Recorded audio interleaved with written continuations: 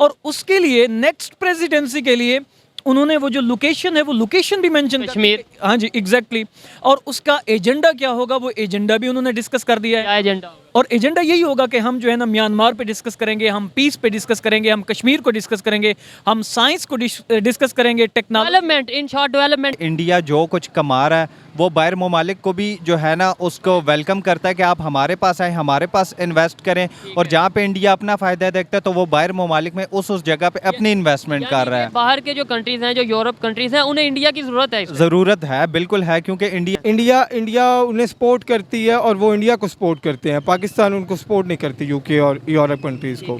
दूसरी चीज़ ये है कि जो न्यू यूथ है वहाँ पे इंडियन की, मैं उनको रिक्वेस्ट करता हूँ कि वो जो एक पुराना ट्रेडिशन चल रहा था ना, दुश्मनी वाला, राइवलरी वाला, उसको किसी तरह से ख़त्म करके ऐसी मोहब्बत की फ़ज़ा पैदा की जाए ताकि पाकिस्तान और इंडिया के आपस में ऐसे स्ट्रांग रिलेशंस हो सकें कि हमें भी वो मौके मिल सकें जो हमें यहाँ पे अभी फ़िलहाल जो है ना वो मुयस्सर नहीं है। जो वहाँ पे रैशनलिज्म है उसको बहुत प्रमोट किया जाता है। यहाँ हमारे यहाँ अभी बहुत सारी फिक्री तरक्की होने की ज़रूरत है, सोच को बेहतर करने की ज़रूरत है। और हमारे ग्रेजुएट्स उनमें जो शिद्दत पसंदी है वो बहुत ज़्यादा पाई जाती है, जो बाहर के ममालिक में एक्सट्रीमिज़म बहुत पाया जाता है।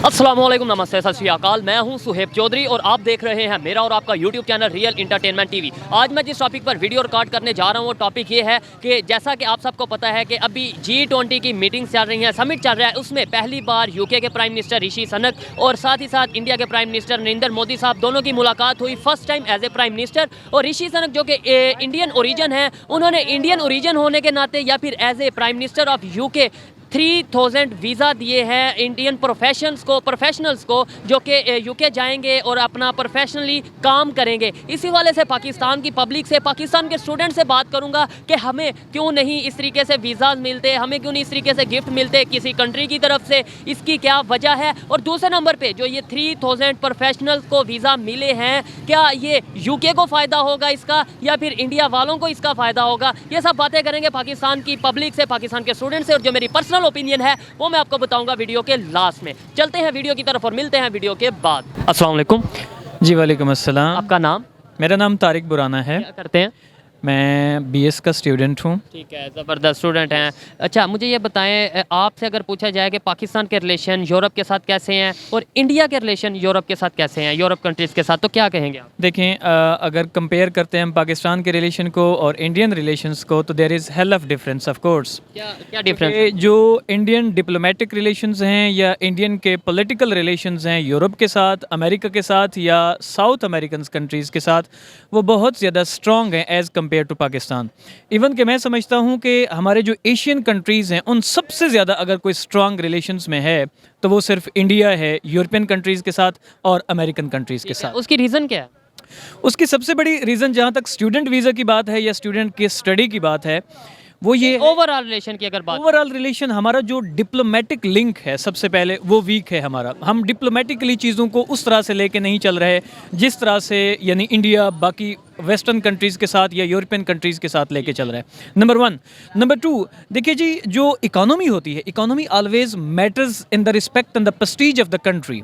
अगर हम हिस्टोरिकली देखते हैं 1950 में आप देख लीजिए जब लियाकत अली खान साहब ने विज़िट किया था यूनाइटेड स्टेट्स ऑफ अमेरिका को, तब हमारी prestige that was totally different as compare हमारा जो इमेज था और इमेज के अलावा अगर बात कीजिए एशियन टाइगर कहा जा रहा था। एग्जैक्टली आपको पता है कि उसके बाद अयूब खान ने जब विजिट किया तो अमेरिकन लोगों ने हमारे पाँव के नीचे फूल बिछाए थे।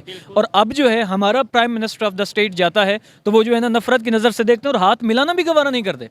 वो अपने फॉरेन मिनिस्टर्स को या डिप्लोमेट्स को भेज देते हैं। ये बात की, हाँ बिल्कुल, खुद आते नहीं। अभी कल की बात है, G20 की मीटिंग्स चल रही है इंडोनेशिया में, माली में चल रही, माली में, ठीक है। वहाँ पे गले मिला गया है, मतलब जो इंडिया के प्राइम मिनिस्टर हैं और जो प्रेसिडेंट हैं जो बाइडन, उन्होंने, यानी आपने ये बोला ना कि हमारे जो डिप्लोमेट्स को भेज देते हैं, खुद तो हाथ मिलाना नहीं गवारा करते और उनके साथ वो गले मिल रहे हैं। बिल्कुल, आपने शायद 10, 11, 12 और 13 ये 3 दिन की जो मीटिंग्स हुई हैं आसियान की, उसके अंदर इंडिया इनवाइटेड था और पूरे का पूरा वेस्ट आया हुआ था।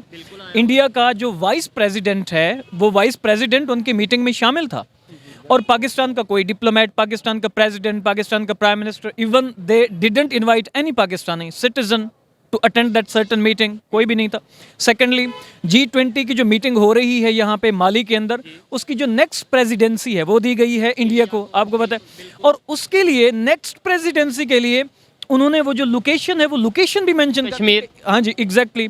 और उसका एजेंडा क्या होगा वो एजेंडा भी उन्होंने डिस्कस कर दिया है। क्या एजेंडा? और एजेंडा यही होगा कि हम जो है ना म्यांमार पे डिस्कस करेंगे, हम पीस पे डिस्कस करेंगे, हम कश्मीर को डिस्कस करेंगे, हम साइंस को डिस्कस करेंगे, technology, development, in short development के काम ऑफ कोर्स जितनी भी हमारी इंफ्रास्ट्रक्चरल डेवलपमेंट है इंडिया की, या एजुकेशनल डेवलपमेंट है, या डिप्लोमेटिक लिंक्स है, हम उनको स्ट्रॉन्ग करने की कोशिश करेंगे। पाकिस्तान कहाँ खड़ा है? पाकिस्तान ने ना ही वो आसियान की मीटिंग अटेंड की है और ना ही इस समिट में जा सका है। और हम अगर मतलब मीटिंग्स अटेंड करते हैं तो वो आ जाके OIC की करते हैं, जो कि हमें बहुत पसंद है और हमारे काम किसी नहीं आती। अच्छा, OIC की मीटिंग का जहाँ तक ताल्लुक है, हमने अपने आप को ना बजाते खुद एक सेक्लूड करते जा रहे हैं और बाकी दुनिया से जो है ना अलग करते जा रहे हैं। अब अगर हम बात करते हैं OIC की, तो OIC जो है ना वो एक गल्फ़ कंट्रीज़ की एक ऑर्गेनाइजेशन है और स्पेसिफिकली उसमें चंद कंट्रीज़ शामिल हैं। बाकी जो पूरे का पूरा यूरोप है उनके साथ हमारा कोई रिलेशन नहीं है, हम उनसे कट ऑफ हो जाते हैं। अब अगर इसी तरह से चलता रहेगा, हम ना ही नेटो में कुछ कर रहे हैं, ना ही हम G20 में कुछ कर रहे हैं, ना G7 में हम कुछ कर रहे हैं। सॉरी आपकी बात कर रहा हूँ, G20 मतलब ग्रोइंग नेशंस हैं जो 20, हम ग्रोइंग नेशन नहीं है। नहीं, ग्रोइंग नेशंस का नहीं है, वो डेवलप्ड नेशन का है, जो कि डेवलपिंग नेशन जो ग्रो कर रही है तेजी से। डेफिनेटली। जब हम बात करते हैं पाकिस्तान की, तो पाकिस्तान को कहते हैं कि ये थर्ड वर्ल्ड कंट्री है और अंडर डेवलपिंग कंट्री है। अंडर डेवलपिंग कंट्री का मतलब ये हो, वो जो डेवलपिंग नेशंस हैं उनसे अभी इनका जो लेवल है वो नीचे है, इस वजह से वो पार्टिसिपेट नहीं कर सकते। हाँ, अगर इनके डिप्लोमेटिक टर्म्स इंटरनेशनल पावर्स के साथ अच्छे होते तो डेफिनेटली इनको भी एक अच्छा मौका मिलता आगे बढ़ने का, आगे जाने का। जबकि जितने भी हमारे दरवाजे हैं वो तो बजाते खुद हम बंद करते जा रहे हैं ना। हमारी गलती है या किसी की गलती है? देखें, हमारी कोई ओरिएंटेशन ही नहीं है फॉरेन पॉलिसी की। मुझे आप बताइए कि आप चाइना के साथ हैं या US के साथ हैं?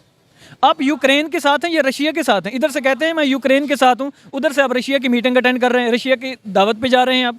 इधर से कहते हैं मैं रशिया के साथ हूं, इधर से बयान देते हैं यूक्रेन के साथ मैं खड़ा हूं, मैं उसकी जो डेमोक्रेसी है उसको मैं सपोर्ट करता हूं, जो पीस है, पीस का जो प्रोसेस है उसको मैं सपोर्ट करता हूं।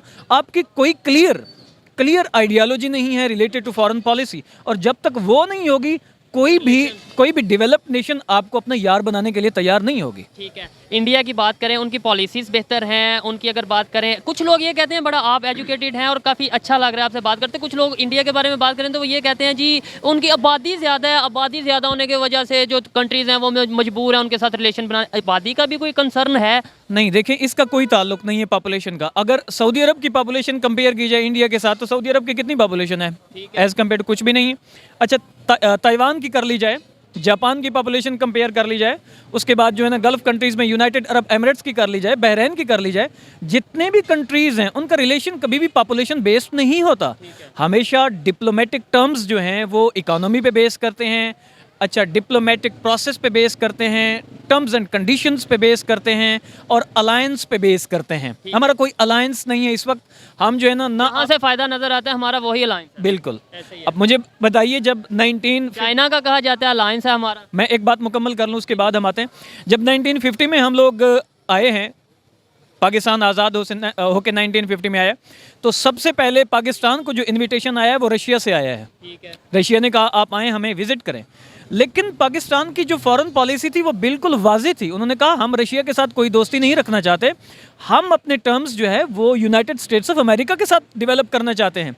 यूनाइटेड स्टेट्स ऑफ अमेरिका का बाद में लेटर हमें आया इन्विटेशन का, तो लियाकत अली खान साहब ने क्या किया, उसको क्लियर कट जवाब दे दिया कि मैं आपकी मीटिंग या आपकी समिट में नहीं आ सकता, मैं USA में जा रहा हूँ। उसने जाके उसके साथ सॉलिड बॉन्ड बनाए, और उसके बाद आपको पता है कि जो इकोनॉमी थी हमारी, वो लियाकत अली खान साहब के टाइम में 1958 तक मैक्सिमम ग्रोथ ऑफ GDP थी हमारी। 9.5 GDP का ग्रोथ रेट था। आज आई थिंक 4 के अराउंड नहीं, 5.97% है। 5.9 के अराउंड अबाउट है। मुझे ये बताएं, आपकी जो एजुकेशन है, आपकी जो नॉलेज है, उसके मुताबिक इंडिया की पॉलिसीज़ की बात की जाए, इंडिया की मतलब ओवरऑल बात की जाए, ऐसी क्या वजह? देखें 1947 से लेकर अगर 1980s की बात की जाए, इवन 90s तक की बात की जाए, कोई ख़ास डिफरेंस नहीं था। हम मतलब ऊपर नीचे कंपटीशन चल रहा था, ग्रोइंग की तरफ जा रहे थे हम। लेकिन अब बहुत ज़्यादा डिफरेंस आ गया। अचानक इतना डिफरेंस क्यों आया? उनकी पॉलिसीज़ में क्या ऐसा चेंज आया? जी, अच्छा, मैं एक चीज़ बताऊं आपको कि अगर रियासत के अंदर मार्शल लॉ लगता है ना, तो मार्शल लॉ आल्दो कि रियासत के डेमोक्रेटिक सिस्टम को वीक कर देता है या एबॉलिश कर देता है, उसी के साथ साथ वो एक कंट्री के अंदर एक स्ट्रेंथ भी देता है। आप अयूब खान का टाइम देख लीजिए, आपको पता है कि हमारी जो जीएनपी थी, ग्रास नेशनल प्रोडक्ट जो थी, वो मैक्सिमम थी, 15% थी। उसके बाद हम जिया की बात करते हैं, सबसे मैक्सिमम जो ग्रोथ रेट थी उसके बाद वो किसकी थी? जिया के टाइम में थी। उसके बाद जीडीपी की ग्रोथ रेट आप मुशर्रफ के टाइम को देख लीजिए, कोई कंपेरेबल नहीं है उसके साथ। ये हो गया हमारे पास डिक्टेटरशिप का एरा। अब हम आते हैं डेमोक्रेसी के अंदर। डेमोक्रेसी ने ऐसा कोई हमारी जो मुल्क की पॉलिटिकल स्टेबिलिटी थी उसको तबाह करके रख दिया है। अब भी आप देख लीजिए, कोई भी कंट्री पाकिस्तान के साथ ना ही ट्रेड करने के लिए तैयार है, ना ही डायरेक्ट इन्वेस्टमेंट करने के लिए तैयार है, और ना ही कोई ऐसा प्रोजेक्ट तैयार करने पाकिस्तान में लॉन्च करने के लिए तैयार है जो पाकिस्तान के लिए भी और दूसरे कंट्रीज़ के लिए भी बेनिफिशियल हो। ठीक है, इवन जो प्रोजेक्ट्स यहाँ पे कर रहे थे फॉरेन कंट्रीज, वो जा रहे हैं वापस। डेफिनेटली इसी तरह से हो रहा। वही क्वेश्चन पूछा था कि इंडिया की क्या ऐसी पॉलिसी है आपके मुताबिक, जो आपने सर्च किया हो, आपके नॉलेज के मुताबिक क्या ऐसी चीज़ है हम भी अडॉप्ट करें, हम भी आगे बढ़े? देखिए, उनका एक स्ट्रॉन्ग डेमोक्रेटिक सिस्टम है। किनका? इंडिया का। और पाकिस्तान का वीक डेमोक्रेटिक पॉलिटिकल सेटअप है यहाँ पे। मुझे ये बताइए कि 2018 के बाद अब तक मुझे बताइए कि कोई ऐसी पॉलिटिकल पार्टी है जिसने कहा हो चलें ठीक है मैं नहीं चल सकती, इसको चलने देते हैं। तो ये तो आप 18 की बात कर रहे हैं, आप 1947 से बात कर रहे हैं। बिल्कुल, वो तो हम पीछे हिस्टोरिकली अगर जितनी बात करते जाएंगे हमें उतना रोना आएगा। लेकिन अभी हम 18 से अगर हम बात करते हैं तो किसी ने मुल्क की स्टेबिलिटी के लिए नहीं सोचा, मुल्क की इदारों को मजबूत नहीं किया गया है, डेमोक्रेटिक सिस्टम को मजबूत नहीं किया गया है, इकोनॉमी मजबूत नहीं है, इंडस्ट्रियलाइजेशन नहीं की गई है पाकिस्तान के अंदर। सारी चीज़ें जो है ना एबॉलिश हो गई हैं। अब देख लीजिए, अब हमारी जो एक्सपोर्ट्स थी वो सारी की सारी कम होती जा रही। हमारी गंदम अपनी थी, अब हम किसी से हम जो है ना इस बार 3 लाख टन जो है ना हम वहाँ से इंपोर्ट करेंगे। तो एग्रीकल्चरल कंट्री थे, एग्रीकल्चरल कंट्रीज हैं। हमारा 62% पॉपुलेशन जो है ना वो डिपेंडेंट है इसके अंदर एग्रीकल्चर के ऊपर। अब वही जो ज़राअत पे डिपेंडेंट है वो लोग जो है ना बाहर से गंदम मंगवाएंगे। So how it will be possible to develop in such circumstances? कैसे पॉसिबल है ये सोचने वाली बात है, कैसे पॉसिबल। और यही मेरा नेक्स्ट क्वेश्चन होगा। काफ़ी अच्छा लगा इनसे बात करके।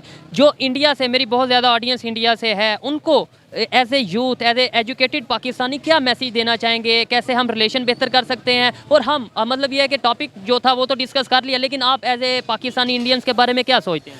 देखिए, इंडियंस देखें, एजुकेशन के हवाले से और लर्निंग के हवाले से इंडियंस बहुत एफर्ट कर रहे हैं, बहुत एफर्ट कर रहे हैं।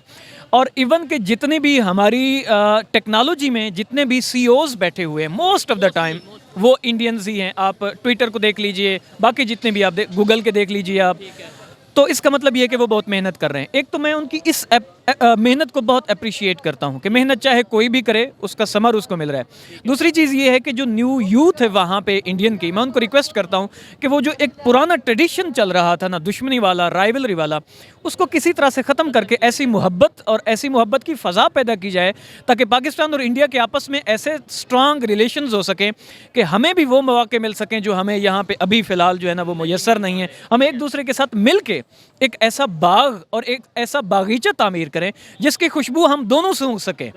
कहीं ऐसा ना हो कि देखिए, नुकसान जब पाकिस्तान को होगा नुकसान इंडिया को भी साथ ही होगा। हम हमसाये हैं। वो एक अलग मैटर है, ज़्यादा किसको कम किसको, नुकसान तो दोनों को। अब अफगानिस्तान में जब जंग चली है नुकसान पाकिस्तान का भी हुआ है।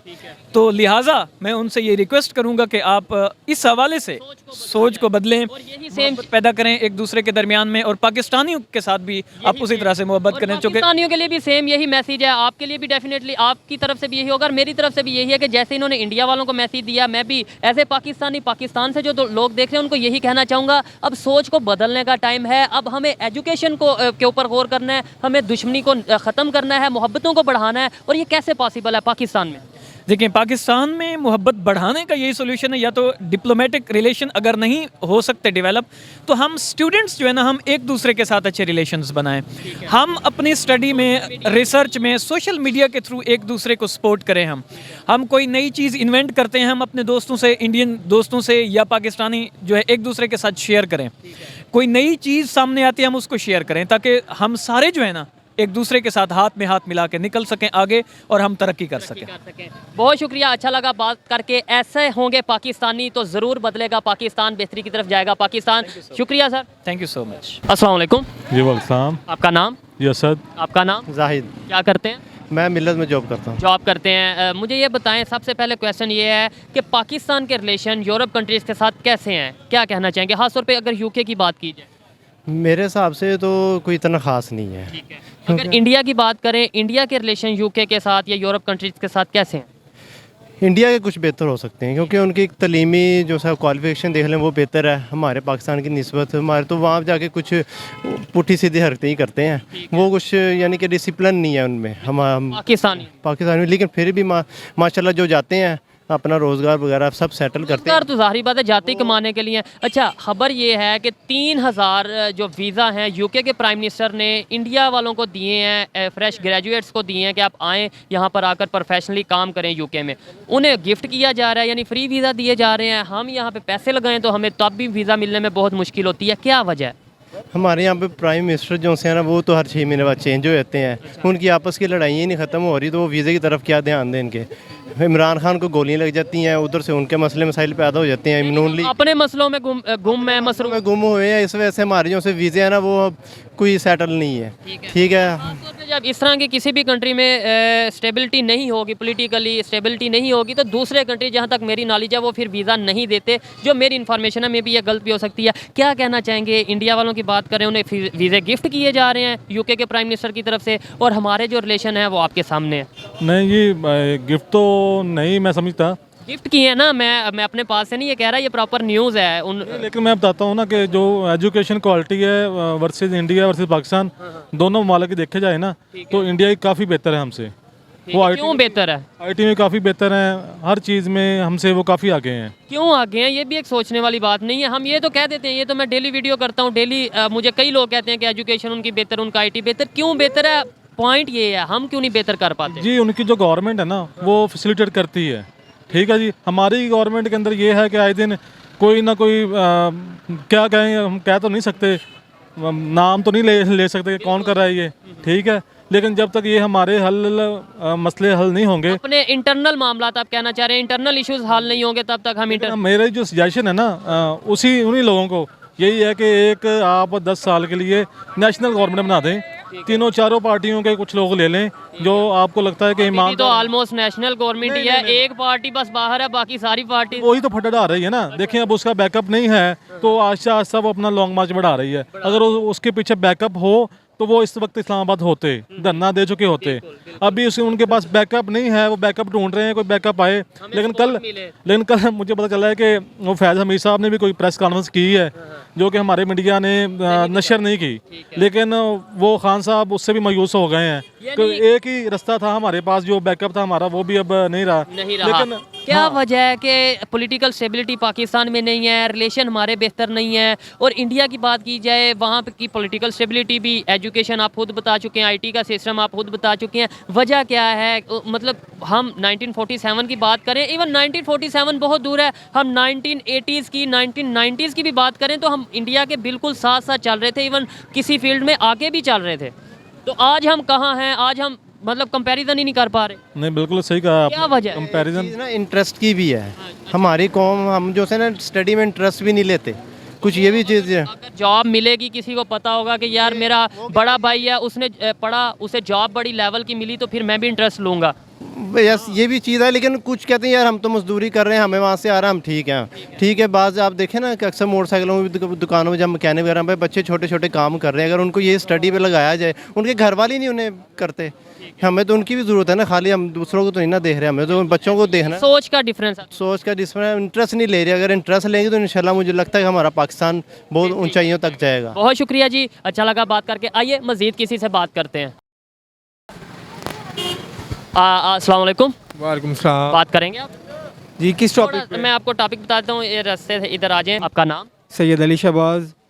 सैयद अली शहबाज, एडवोकेट? जी, एडवोकेट। ठीक है। अच्छा सर, मैं जिस टॉपिक पे वीडियो रिकॉर्ड कर रहा हूँ वो टॉपिक ये है कि मुझे सबसे पहले ये बताएं, अगर पाकिस्तान की बात की जाए, यूरोप के साथ कैसे रिलेशंस हैं पाकिस्तान के, और इंडिया की बात की जाए तो इंडिया के कैसे रिलेशन हैं यूरोप के साथ? देखा जाए तो फ़र्क ये है कि पाकिस्तान के पॉलिटिशियंस का रिलेशन यूरोप कंट्रीज़ और यूके के साथ बहुत अच्छा है। प्रॉपर्टीज़ भी उधर पड़ी, प्रॉपर्टीज उधर पड़ी हैं। लेकिन अगर देखा जाए तो स्टूडेंट्स जो हैं और जो काम, ओवरऑल कंट्री की बात की जाए, ओवरऑल पब्लिक रिलेशन की बात की जाए, उसकी मैं बात कर रहा हूँ, पॉलिटिशियंस की बात नहीं कर रहा।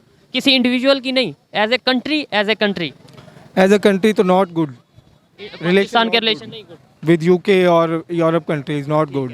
इंडिया के बेहतर है? इंडिया के बेहतर हैं। क्यों बेहतर है? इंडिया उन्हें सपोर्ट करती है और वो इंडिया को सपोर्ट करते हैं। पाकिस्तान उनको सपोर्ट नहीं करती, यूके और यूरोप कंट्रीज़ को।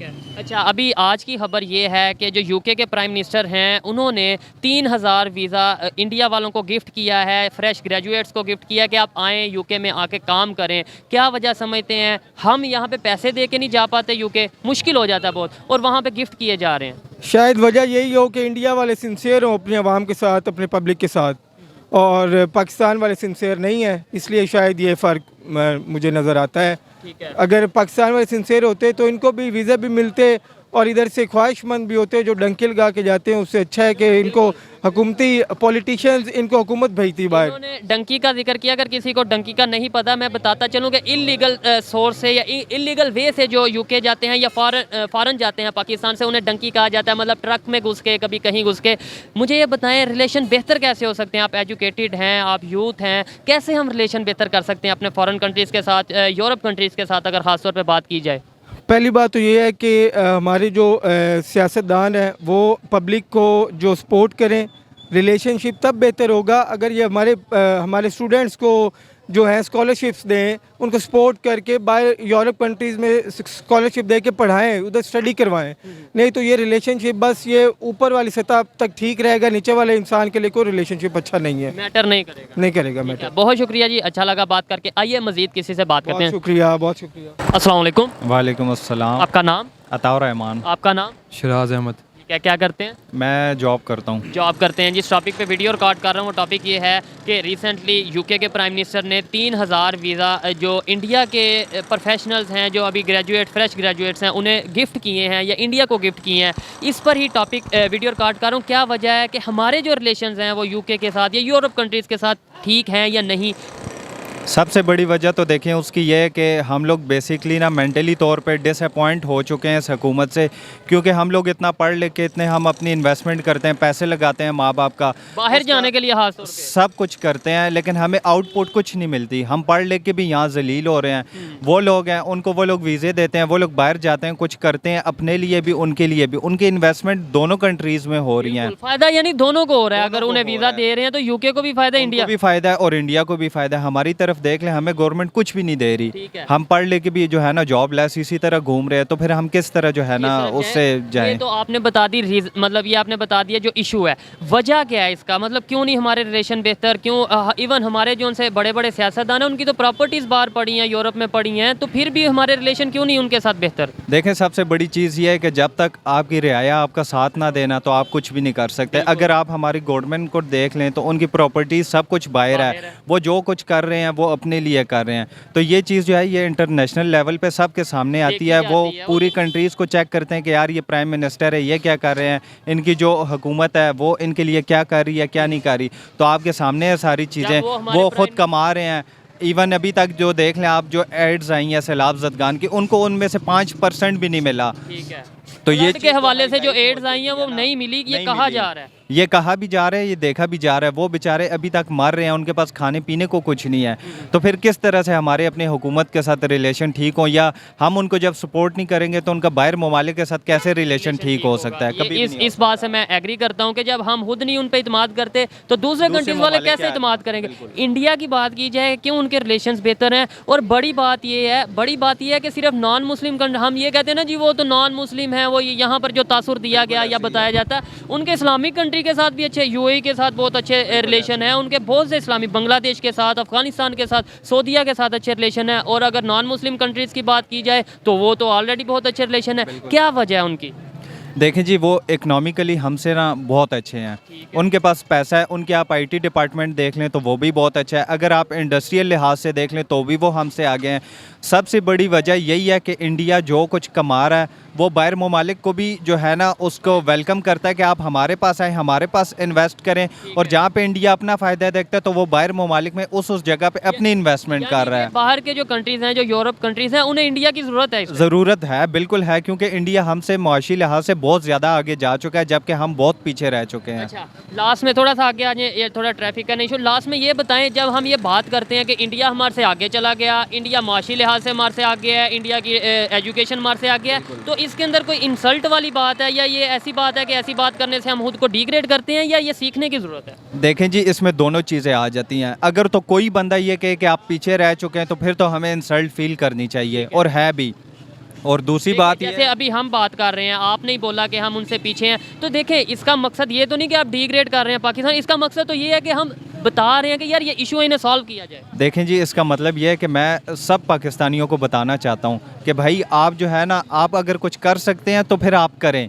इसका इंसल्ट मतलब नहीं है, इसका ये है कि सिर्फ उनको एक जो है ना उनकी आंखें खोलना है ताकि वो कुछ कर सके कि दुनिया कहाँ चली गई और हम अब तक कहाँ बैठे हुए हैं। बिल्कुल अच्छा लगा इनसे बात करके और इनकी बातों से भी, क्योंकि मैंने इनसे क्वेश्चन ये किया कि क्या इसे डिग्रेड किया जाता है या सीखने की वजह, क्योंकि ये तारीफ़ कर रहे थे इंडिया की, लेकिन मैं एग्री करता हूँ कि यार जो आगे निकल चुके हैं जिस फील्ड में भी, अगर हर फील्ड में, तो मानो और सीखो, सीखेंगे तो हम भी आगे जाएंगे। ऐसे ही है, बिल्कुल। बहुत शुक्रिया जी। बहुत शुक्रिया जी तो दोस्तों, ये थी आज की वीडियो। पाकिस्तानी पब्लिक की ओपिनियन आप तक पहुंचाई, पाकिस्तान के स्टूडेंट्स की ओपिनियन आप तक पहुंचाई, और अगर इस हवाले से मेरी पर्सनल ओपिनियन की बात की जाए तो मैं यही कहूँगा कि इंटरनेशनली जो रिलेशन है वो डिपेंड करते हैं किसी भी कंट्री की पॉलिसीज़ पर, और पॉलिसीज़ डिपेंड करती हैं उस कंट्री की पॉलिटिकल स्टेबिलिटी पर। अगर हमारे पास पॉलिटिकली तौर पर हम स्टेबल होंगे तो ही हम बेहतर पॉलिसीज़ बना पाएंगे, बेहतर फॉरेन पॉलिसीज़ बनाएंगे तो ही हमारे रिलेशन दूसरे कंट्रीज़ के साथ बेहतर होंगे। अगर इंडिया के रिलेशन दूसरे कंट्री के साथ बेहतर हो रहे हैं तो उसकी वजह यह है कि वहाँ पर पॉलिटिकल स्टेबिलिटी है, उसकी वजह यह है कि वहाँ की जो पॉलिसीज़ हैं, फॉरेन पॉलिसी है, वो काफ़ी हद तक बेहतर है।